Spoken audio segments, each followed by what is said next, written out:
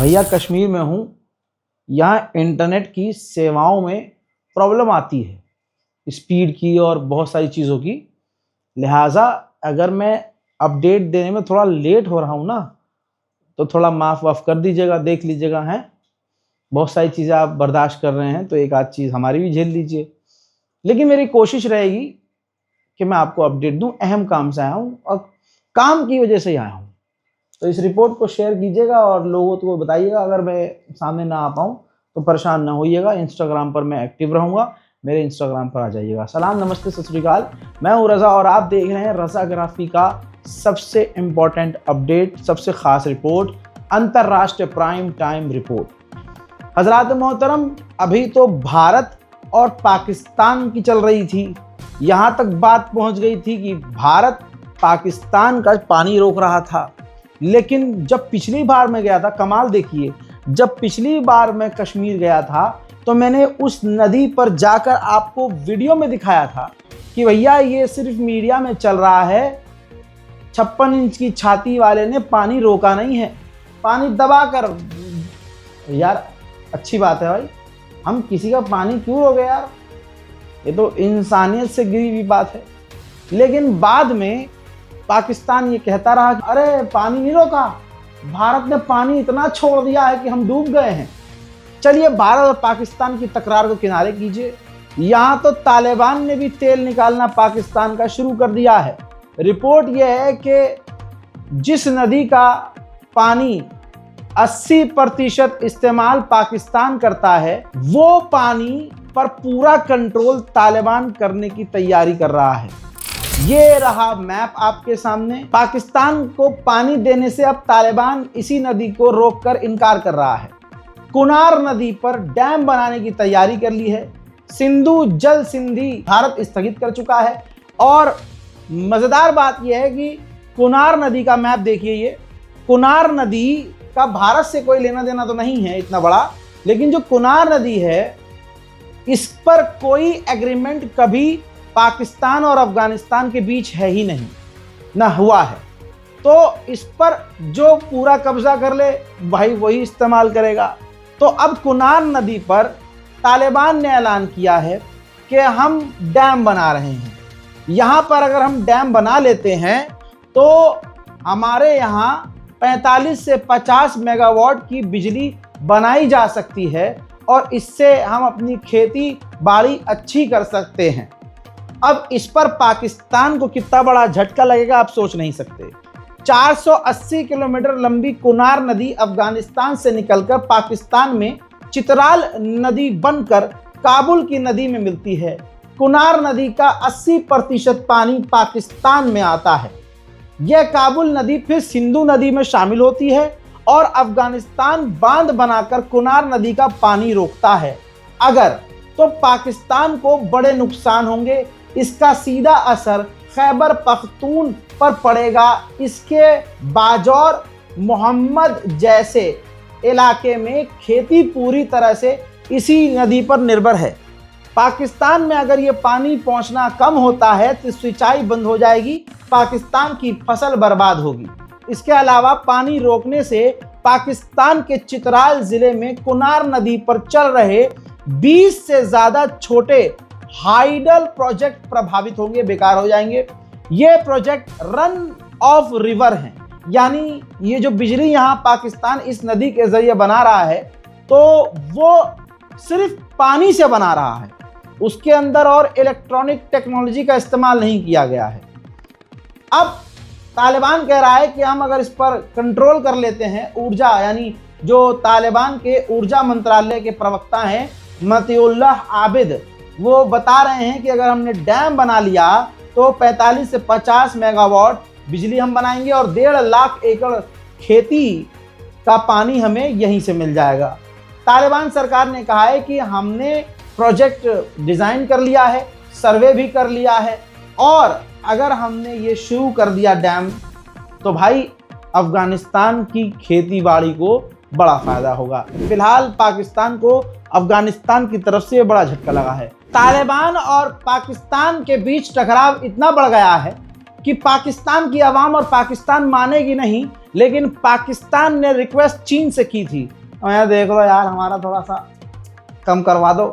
तो भाई चाइना की डेलीगेशन अफगानिस्तान पहुंची, तालिबान से मुलाकात की।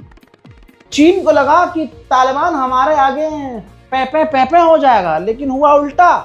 तालिबान ने कह दिया कि 4 साल तक हमने सब्र किया, बर्दाश्त किया, पाकिस्तान सरकार हमें परेशान करती रही और इसकी हरकतें अब बर्दाश्त से बाहर हैं।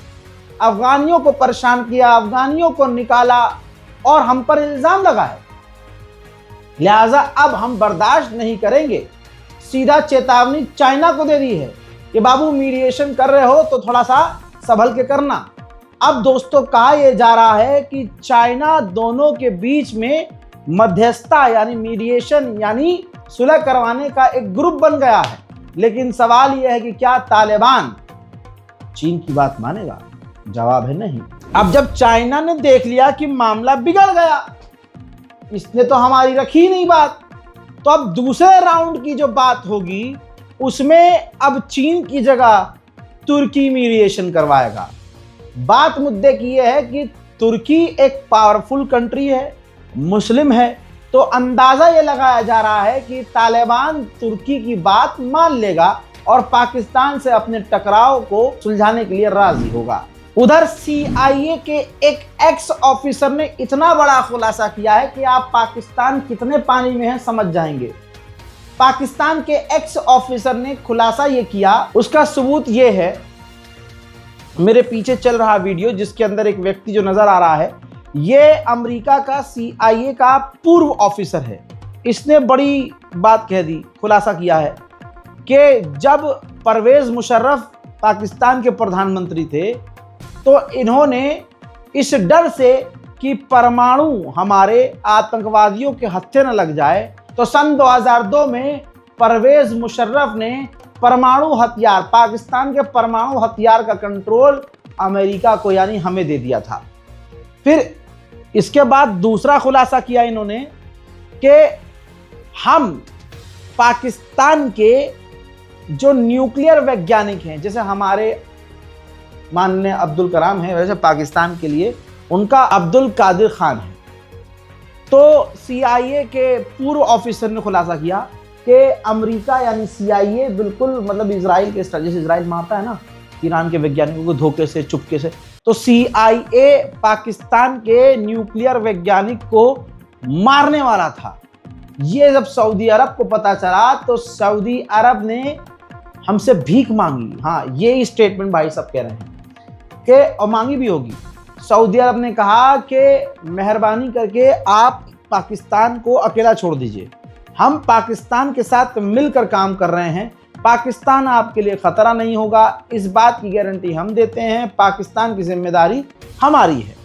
तब जाकर हमने, ये खुद स्टेटमेंट कह रहे हैं कि तब जाकर हमने पाकिस्तान के न्यूक्लियर साइंटिस्ट को छोड़ दिया था, वरना हम उसे मारने वाले। अभी 2 दिन पहले की रिपोर्ट जिसको याद है, मेरा उन सबको सलाम। ईमान वाले अगर हो तो कसम खाओ, और अगर नहीं भी हो, अंधभक्त हो, तो जाओ पाकिस्तान के अंदर जाओ। मेरे 3 दिन पहले की वीडियो अंतर्राष्ट्रीय प्राइम टाइम रिपोर्ट देखो।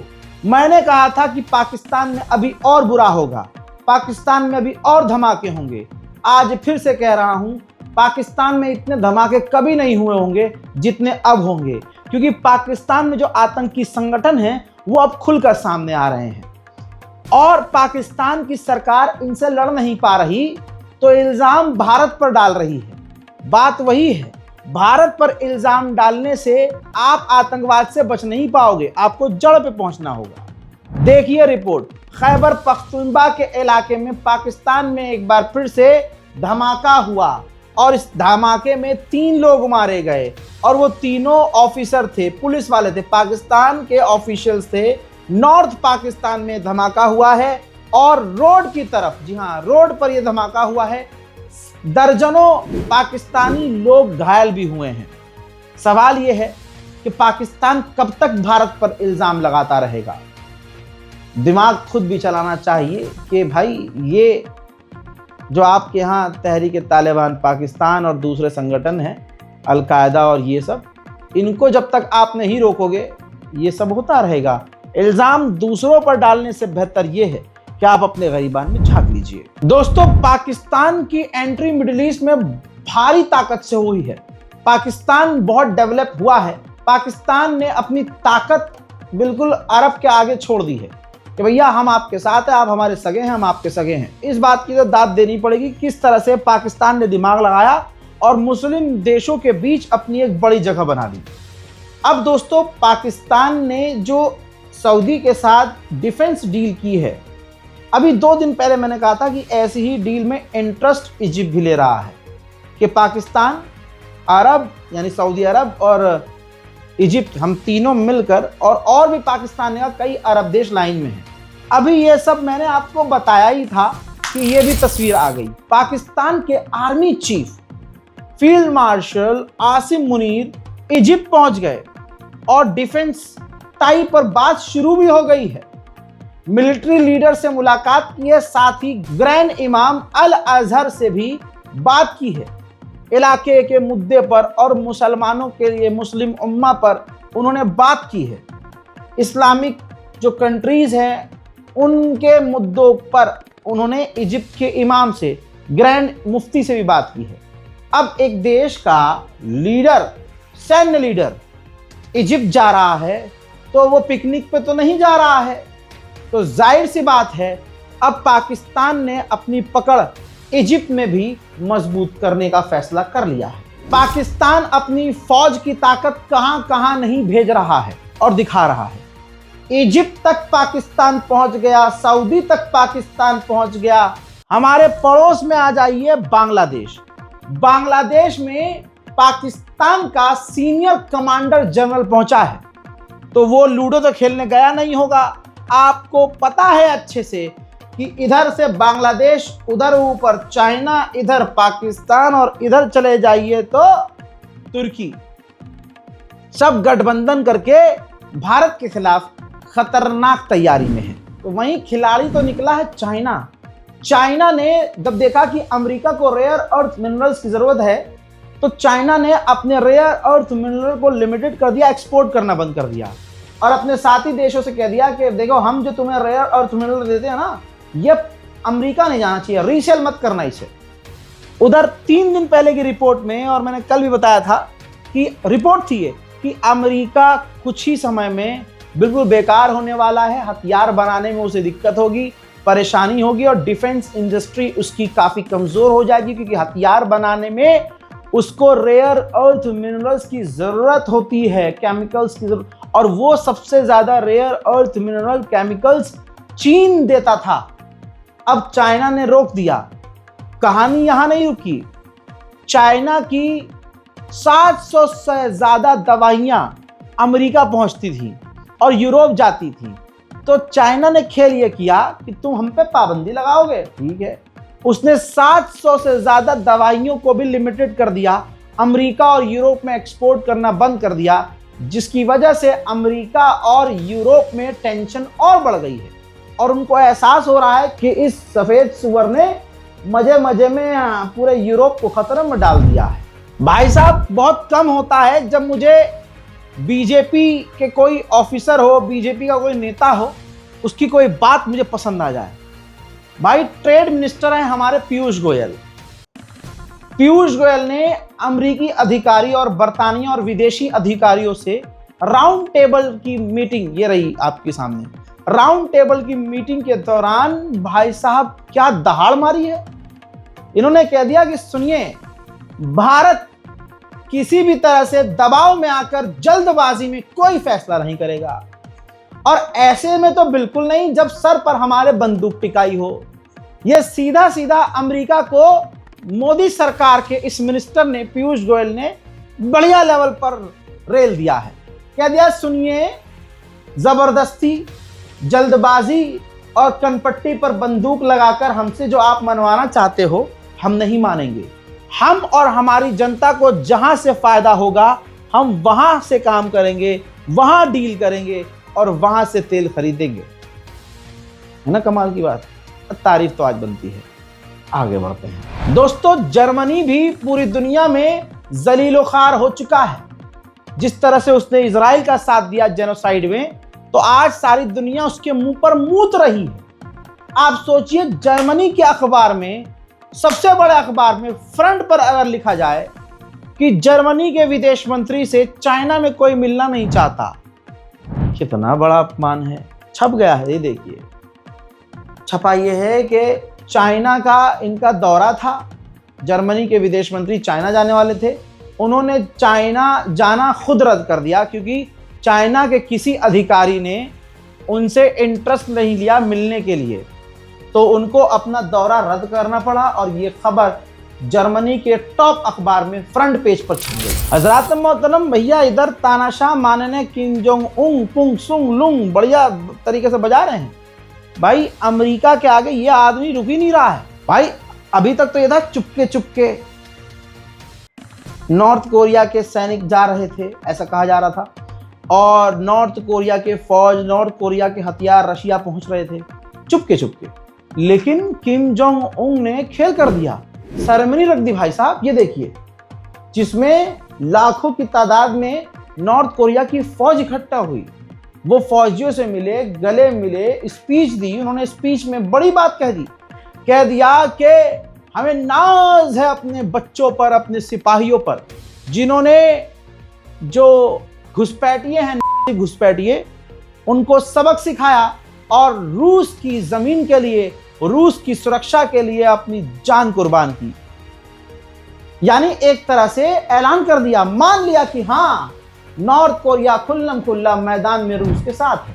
भाई, दुखती रग पर हाथ कनाडा ने अमेरिका के रख दिया। बिलबिला गया डोनाल्ड ट्रंप। कनाडा ने खेल क्या खेला, आपको पता है ना डोनाल्ड ट्रंप की नीति क्या है? दूसरे पर बैन लगाओ, ब्लैक लिस्ट करो, उस पर ट्रेड बैन लगा दो, उस पर अंधा टैरिफ लगा दो, उसको मार्केट में आने से रोक दो। तो डोनाल्ड ट्रंप की ये सिर्फ नीति है। इससे पहले जितने राष्ट्रपति आए, किसी ने ऐसे किसी देश के साथ नहीं किया। खासकर 90s का जो दौर था, उस दौरान जो अमेरिका के राष्ट्रपति थे, उन्होंने कभी ऐसा नहीं किया, बल्कि उन्होंने ये भी बोला, जो 90s के 1990 दशक के जो राष्ट्रपति थे अमेरिका के, उन्होंने कहा कि ट्रेड फेयर होना चाहिए, ईमानदारी से होना चाहिए, किसी को ब्लैकलिस्ट नहीं करना चाहिए, बैन नहीं लगाना चाहिए, टैरिफ उस पर नहीं लगाना चाहिए, उसको टैरिफ के तरह दबाना नहीं चाहिए, टैक्स ज़्यादा नहीं वसूलना चाहिए। यानी आज जो डोनाल्ड ट्रंप अमेरिका के राष्ट्रपति हैं, उनकी नीतियों को एक तरह से पुराने अमेरिकी राष्ट्रपति खंडन कर चुके हैं पहले ही। तो उस वीडियो को ऐड की तरह कनाडा ने इस्तेमाल कर लिया कि ये देखो जी, डोनाल्ड ट्रंप क्या कह रहे हैं और पूर्व राष्ट्रपति अमेरिका क्या कहता था, ये आदमी कितना सही है और आज का राष्ट्रपति क्या कर रहा है। इस तरह का ऐड बनाया और भाई इसमें 634 करोड़ रुपए इस ऐड को बनाने में लगे कनाडा को। अब जब ये ऐड डोनाल्ड ट्रंप ने देखी, वो भाई इतना आग बबूला हुआ, इतना आग बबूला हुआ। ये है वो वीडियो। पहले ये 90s के अमेरिका के राष्ट्रपति हैं, जो एक वीडियो में साफ कह रहे हैं, जो मैं कॉपीराइट के चलते हुए नहीं लगाऊंगा, वैसे भी इस पर बवाल चल रहा है, कि भैया वही ट्रंप की नीति का पहले से ही विरोध कर रहे हैं और अमेरिका को बिल्कुल फेयर रहना चाहिए, वो जो मैंने भी बताया। तो ये वीडियो ऐड के लिए इस्तेमाल कर लिया कनाडा ने, और डोनाल्ड ट्रंप ने जब ऐड देखी भड़क गए। फिर उसके बाद खबर ये आई, कनाडा का ऐड देखकर ट्रंप नाराज, ट्रेड डील रद्द कर दी, विज्ञापन बनाने में 634 करोड़ लगे। इसमें टैरिफ के खिलाफ बोल रहे थे पूर्व अमेरिकी राष्ट्रपति। हजरात मोहतरम, जब ट्रंप ने देखा तो ट्वीट किया। ये रहा उनका सोशल मीडिया का पोस्ट। कहा कि हम तो कनाडा के साथ ट्रेड की बात कर रहे थे और बिजनेस करना भी चाह रहे थे, लेकिन जिस तरह से उसने हमें बदनाम करने की कोशिश, गलत साबित करने की कोशिश करी, हमारे पूर्व राष्ट्रपति की वीडियो को गलत तरीके से पेश करके, इसके बाद अब हम कनाडा से तमाम ट्रेड की बातचीत रद्द कर रहे हैं। यह मामला इतना बड़ा हो जाएगा कनाडा ने सोचा ही नहीं था। इसके बाद जब ट्रंप ने इस तरह का बयान दे दिया, बातचीत बंद कर दी, तो कनाडा के प्रधानमंत्री मार्क ने फौरन पानी छोड़ दिया और कह दिया कि जब भी अमेरिका बात करने को तैयार हो, हम तैयार हैं, जब मर्जी कर लेना भाई, माफ कर लो। उधर एक और मुद्दा चल ही रहा है, वेनेजुएला और कोलंबिया, तो दोनों से एक साथ अमेरिका पंगे ले रहा है। उधर ब्राजील ने धमकी दे दी है अमेरिका को कि अगर वेनेजुएला में घुसपैठ की या जमीनी हमला किया, सरकार गिराने की कोशिश की, तो पूरे साउथ अमेरिका में आग लग जाएगी। अब दोस्तों इसका उल्टा हो गया। उल्टा ये हो गया कि अमेरिका का सबसे बड़ा जो एयरक्राफ्ट कैरियर है, बड़ी बात बता रहा हूं भाई, सबसे बड़ा एयरक्राफ्ट कैरियर, ये रही वीडियो। एयरक्राफ्ट कैरियर वो होता है मुन्ना जो समुद्र में चलता फिरता एयरपोर्ट होता है, हवाई पट्टी होती है। किसी भी दुश्मन देश के पास समुद्र में जाके ये करीब रुक जाता है और फिर इस पे से फाइटर जेट उड़ान भरते हैं, दुश्मन देश पर बम गिराते हैं, वापस इस पर लैंड कर जाते हैं। ये एयरक्राफ्ट कैरियर अमेरिका का सबसे बड़ा है। अमेरिका ने इस एयरक्राफ्ट कैरियर को वेनेजुएला की तरफ भेज दिया। अब इसके बाद वेनेजुएला कैसे खामोश रहेगा भाई, मरता क्या ना करता। अब ये देखिए, वेनेजुएला ने अपने एयर डिफेंस सिस्टम तैनात कर दिए हैं। खबर अंदर की है कि डोनाल्ड ट्रंप अपनी गवर्नमेंट और विपक्ष की पार्टियों से अब अंदर ही अंदर मीटिंग कर रहे हैं, बात कर रहे हैं और उनको मना रहे हैं कि आप नाराज मत होइएगा, हमें वेनेजुएला पर जमीनी हमला करने दीजिए। अमेरिका की फौज वेनेजुएला के इतने करीब है, इतने करीब कि आपको दूरबीन से देखने की जरूरत नहीं है। ये देखिए, वेनेजुएला के सरजमीन से, वेनेजुएला की जमीन पर खड़े होकर किसी शख्स ने ये वीडियो बनाया है। कितने करीब से हेलीकॉप्टर, अमेरिकी एयरक्राफ्ट कैरियर, अमेरिकी फाइटर जेट, अमेरिकी ड्रोन उड़ रहे हैं। ये बंदा जो वीडियो बना रहा है अपने हाथों से, ये वेनेजुएला की जमीन पर खड़ा होकर बना रहा है, बीच पर बना रहा है। यानी ये मान के चलिए वेनेजुएला 1 इंच दूर है अमेरिका की सेना से। तानाशाही की इंतहा दिखाते हुए डोनाल्ड ट्रंप ने कोलंबिया के राष्ट्रपति की पत्नी और उनके पूरे परिवार को ब्लैक लिस्ट कर दिया है। कोलंबिया के राष्ट्रपति ने इसके बाद ट्वीट किया, कहा कि मैं ऐसे हार नहीं मानूंगा, अमेरिका में मेरे जो लॉयर हैं वो मेरा बचाव करेंगे और मेरी तरफ से जवाब देंगे। उधर CNN ने भी कंफर्म कर दिया है कि डोनाल्ड ट्रंप तैयारी कर रहे हैं, वो वॉर रूम में हैं और प्लान ये कर रहे हैं कि वेनेजुएला के अंदर जो उनके हिसाब से जो कोकीन साइट्स हैं, जहां ड्रग्स हैं, जहां ड्रग तस्कर रहते हैं, ट्रैफिक कंट्रोल सेंटर और कई अहम जगह, वहां पर हवाई हमला किया जाए और सेना को वेनेजुएला में घुसा दिया जाए। अमेरिका पूरी तरह से मतलब जुल्म कर रहा है। अब ये देखिए, एक और बोट को अमेरिका ने उड़ा दिया है, ट्रंप ने मरवा दिया है, जिसमें 6 आम लोग मारे गए हैं। अमेरिका ने कोई सबूत नहीं दिया कि ये ड्रग्स की तस्करी कर रहे थे, ये ड्रग कार्टेल थे, या फिर ये जो है अफीम, गांजा, ड्रग कुछ लेके जा, कोई सबूत नहीं। बस हमला करो, उड़ा दो और फिर ऐलान कर दो जी हमने तो जी आतंकवादियों को, तस्करों को मारा है। खैर, दुआ कीजिए कि दुनिया में शांति या अमन आए भाई, ये सब चीज़ें खत्म हो जाए। दुनिया ऐसा ही लग रहा है रहने लायक नहीं है, मरने के बाद ही सुकून मिलेगा। हजरात, इस रिपोर्ट को शेयर कीजिए। फिलहाल के इस अंतर्राष्ट्रीय प्राइम टाइम रिपोर्ट में इतना ही। अपनी राय कमेंट में लिखिए, वीडियो को शेयर कीजिए। जय हिंद।